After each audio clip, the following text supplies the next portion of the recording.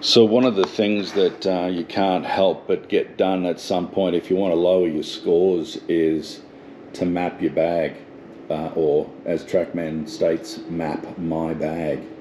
So that's really working out the distances of each of your clubs, and it's something that needs to be done regularly, especially if you've changed clubs, if you haven't played for a while, if you've played a lot recently. Just about anything is an excuse to redo the mapping of your bag. Now, Trackman makes it absolutely fantastic and an easy, enjoyable experience. So when you come into the screen here, we now go to practice, and we go across to the top here in the middle, map my bag. So we click on this one and continue.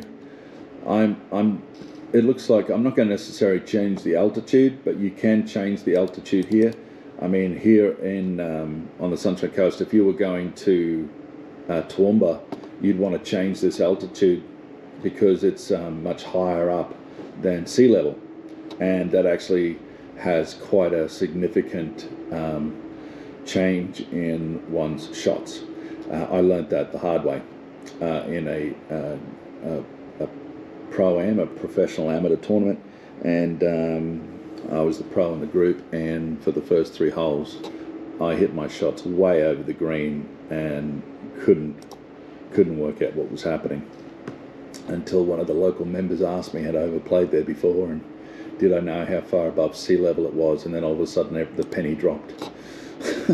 So now it's loading up. So an example now here would be, let's just say I was going to hit my pitching wedge, and I've finished my warm-up mode, and I'm now going to map my bag, and I'm just going to click on pitching wedge because that's what I've got here right now, and of course you can see I've got to redo mapping my bag.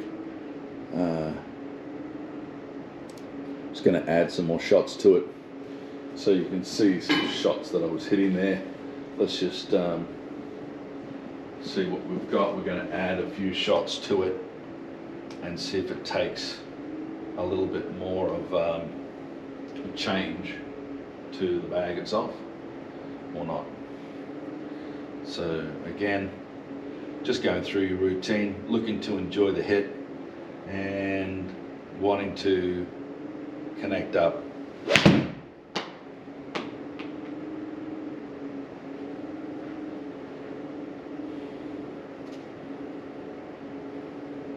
There you go. Now that'll probably change the circuit. There it is. So change the circle just ever slightly, and that was an average carry of 108. So I'm just starting to warm up there, and I can add to my bag, but you can see over in that right hand corner that screen's still operating, but over here one can actually see that the dispersion pattern, which is that bluish oblong, is what we're looking for.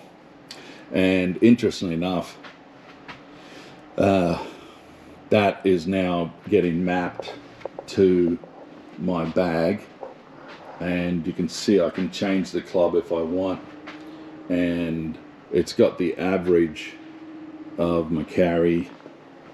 But something that some people I don't think realize is that a shot over here, like to the right, sometimes is a little tiny bit more open and more of a glancing blow of the golf ball, but when it goes over here to the left, it can go a little further, and that's because the club face may be a little bit more closed, and therefore gets more compression on the golf ball.